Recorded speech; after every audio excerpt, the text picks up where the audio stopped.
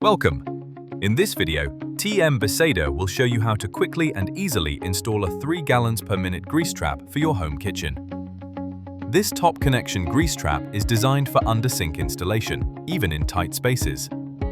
Everything required for installation is included except for the standard P-trap, which is part of your existing plumbing. Included in the kit, flexible expandable drain pipes, connection fittings, sealing elements.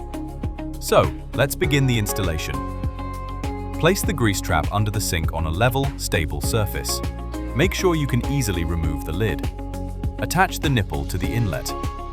Connect the flexible pipe to your existing P-trap and then to the nipple. Install the second nipple on the outlet. Connect the second flexible pipe. Install the rubber seal on the smooth end of the pipe and insert it into the drain to prevent odors. Important notes. This grease trap is rated for a 3 GPM flow rate, ideal for residential kitchens. For commercial use, Beseder offers models with capacities of 4, 10, 20, and 25 gallons per minute. As the unit operates, grease will gradually accumulate inside the trap. Regular use of grease trap cleaning tablets helps maintain performance and can eliminate the need for manual cleaning.